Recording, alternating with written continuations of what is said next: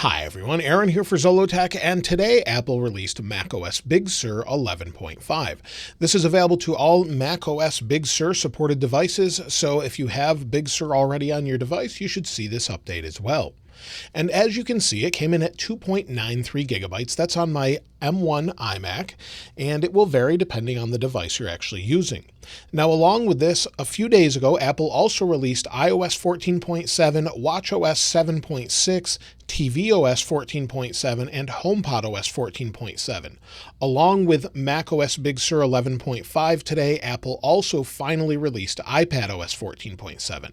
So all of those are finally available for everyone. Now let's take a look at the build number and talk about what's new. So we'll go to the Apple, then we'll click About This Mac, and as you can see, it says version 11.5, and if I click on it, it gives us the build number of 20G71.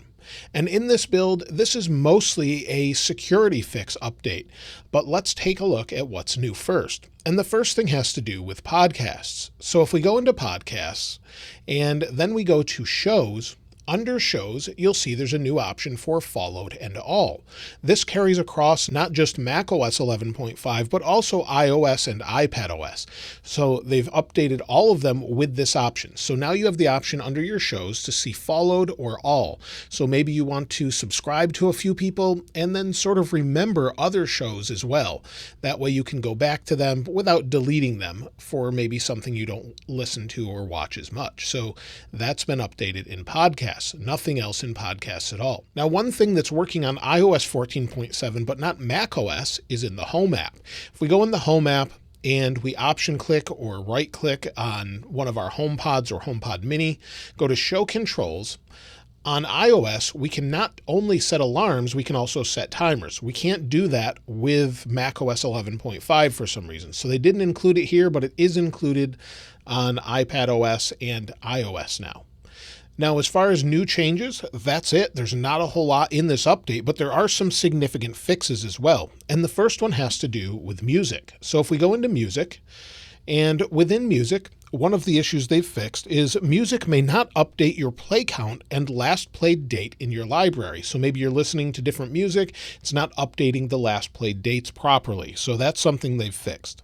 Also, if you're using smart cards to log into your Mac, have them on a local network, smart cards were not previously working properly when logging into Mac computers if you had an M1 chipset, just like this one. So that was an issue for some people. That's been resolved in this update.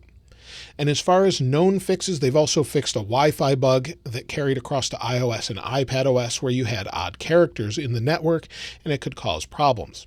Now, this has a huge amount of security updates in this update. So let's go ahead to the Apple security website and I'll show you. Now I'll link this website in the description below, but as I scroll down, you'll see here we have different security updates that they released.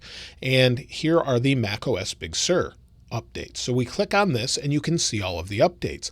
Everything from the AMD kernel to audio.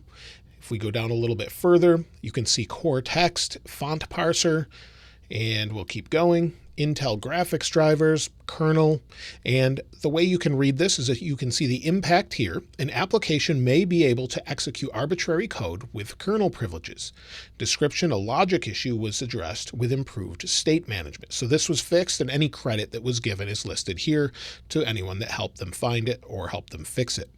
So as you can see, we can keep going. There's a bunch of them. WebKit, which has to do with Safari. Processing maliciously crafted web content may lead to code execution. This issue was addressed with improved checks. And so all of these things have been updated in macOS 11.5, and so I would highly recommend you install this if you're on macOS Big Sur. This will fix any of the vulnerabilities you might have, as well as have those extra little bug fixes and improved stability overall, and keep you better protected against any of these problems as far as security goes. So all of those things have been updated. And if you're on a prior version, macOS Catalina or macOS Mojave, there's also security updates for those as well.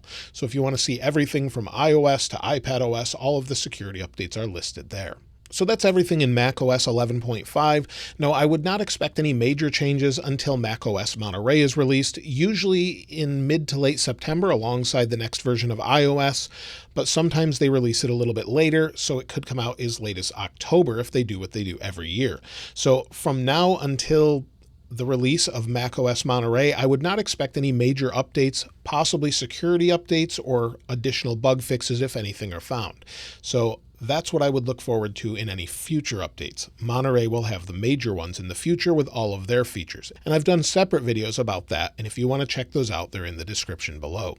If you'd like to get your hands on this wallpaper, of course, I'll link it in the description like I normally do. And if you haven't subscribed already, please subscribe. And if you enjoyed the video, please give it a like. As always, thanks for watching. This is Aaron. I'll see you next time.